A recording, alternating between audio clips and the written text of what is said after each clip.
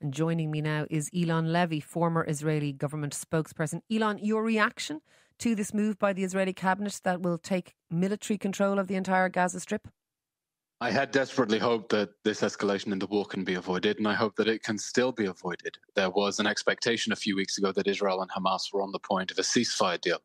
And then international pressure on Israel caused Hamas to up its demands, to refuse the terms for a ransom for the hostages, and to dig in its heels. And so Israel finds itself now, we're facing an enemy that refuses a ceasefire, refuses to release the hostages.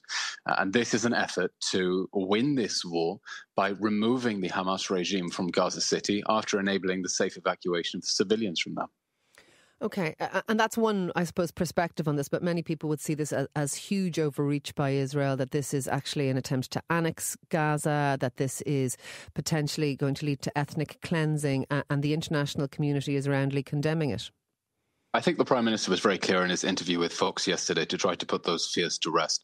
He said that Israel has no intention of occupying Gaza. It wants to remove the Hamas regime that is threatening more October 7th attacks, that is still holding hostages. And then it wants to hand over civilian governance to a force that is not committed to Israel's destruction, that will not be Hamas. He spoke of some sort of international system, perhaps an international trusteeship.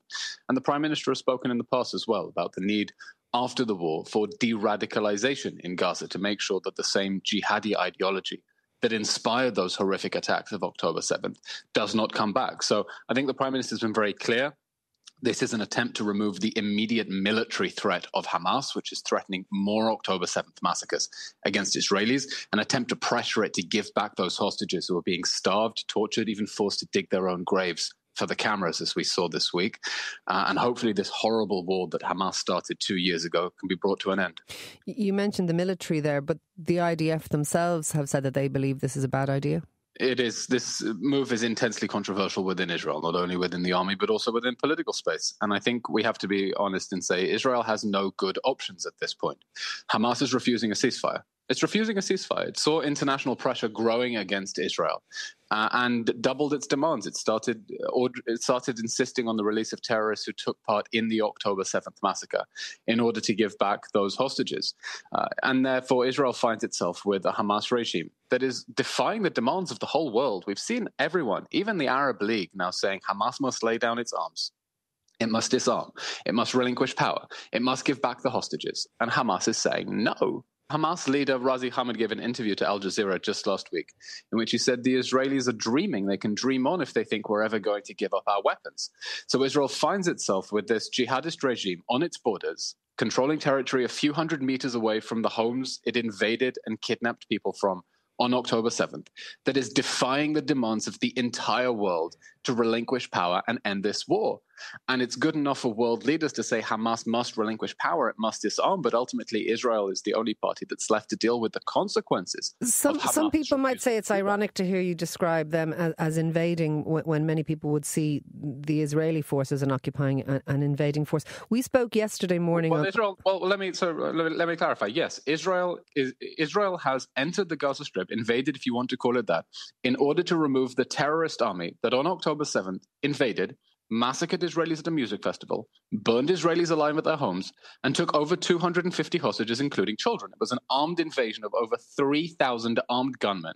That is what the October 7th attack was. It wasn't just a terror attack. It was a full-blown ground invasion of Israel by the Hamas regime in the Gaza Strip. And that is what Israel is seeking to avoid in future by removing that military threat.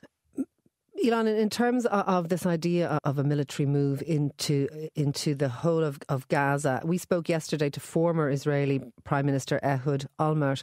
Have a listen to what he had to say about what he thinks the popular opinion within Israel is on this move by Benjamin Netanyahu's government. Majority of Israelis are against continuing the war. They're in favor of stopping the war and getting back all the hostages. And they don't believe that an expanded military operation will help save the hostages which are still alive. Perhaps on the opposite, we may lose them. So I think the general attitude of most of the Israelis is that we need to end the war immediately. And this is in opposition, of course, to the voices coming from the government. Your assessment of what he has to say, do you agree with him? I would also like the war to end. The question is, on what terms can the war end? Because the war can't end with hostages still in Gaza. And frankly, I don't think Hamas has any interest ever to give back all of the hostages. Certainly not after the events of last week, when it started seeing countries recognizing Palestinian statehood in response to October 7th, which encouraged it to keep dragging out this war. I mean, Eylon, I have to put it to you that they're not recognising Palestine in response to October 7th. They're recognising Palestinian statehood in response to Israeli actions within Gaza.